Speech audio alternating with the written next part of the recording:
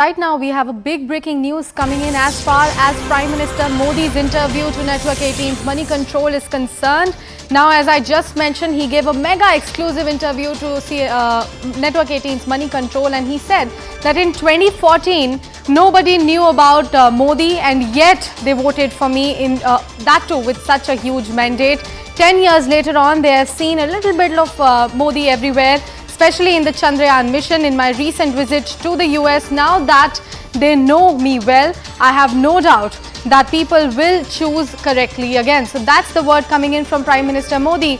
As far as his big interview to Money Control is concerned, he mentioned specifically that in 2014 nobody knew about Modi, and yet they voted for me in such a huge mandate. 10 years later on, they have seen a little bit of Modi everywhere in the Chandrayaan 3 mission. In my recent visit to the US, now that they know me well, I have no doubt that the people will choose correctly again. I have CNN News 18's Pallavi Ghosh joining me live on the broadcast to give us more details about what exactly Prime Minister said there.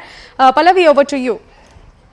Well, I think one of the most important and striking points which he made was that Delhi is not Hindustan. I have a problem when people say that. And that is something which he has consistently made the point that his government wants to get rid of this entire issue of entitlement. That some people who sit over here and think that they are entitled and they are the ones who are the only ones who should see development is absolutely incorrect, because real India actually lives as far as villages are concerned, the small towns are concerned, and it's those aspirations which his government has tried to address, whether it's in terms of women empowerment, whether it's in terms of money going directly into accounts of the people, Ujjwala scheme, and so on and so forth. The Prime Minister did deliberate on these issues, the contribution of his government. It was an economic pitch as much as a political pitch. He talked about political stability. These comments are very, very significant, I would say, at a time where the India front opposition is increasing its momentum against the government, and we are heading for Lok Sabha elections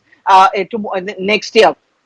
But the peg of the Prime Minister's interview, of course, has been the upcoming G20 summit, where India has to send out a message not just to people within our country, but more importantly to a developed world. Traditionally speaking, there has been this whole perception that, countries like India are backward, South Africa, not South Africa, part of Africa, Indonesia. And he talks about the troika in that interview. The fact is that India should no longer be seen as a backward country. We've stood on our own. We've managed to make a balance between opening up our doors for foreign investment, while at the same time talking about Atmanirbharta, self-reliance. So these are the key takeaways from his interview.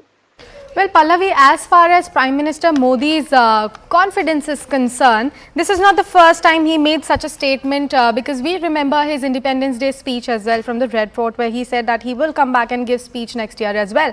And this time also he is saying that he has no doubt that the people are going to choose correctly again. Can we see that he is quite affirmative about his return next year?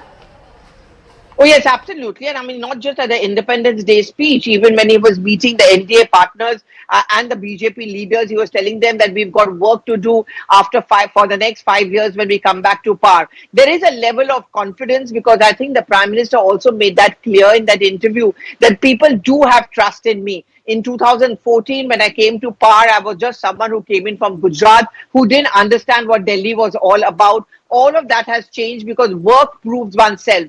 And therefore, that sense of confidence comes in. If you look at the multiple schemes of the government, when the government thinks they are going to be those game changers, Ujjwala scheme, for example, slashing of the LPG prices, money going directly into accounts of the people, for the farmers, startups, incentives being given, so on and so forth. So the BJP is very confident that riding high on these kind of policies and achievements, it should be no problem to come back to power in 2024. I think at this point of time, their goal and their aim is to ensure that they beat their margin of last victory as well.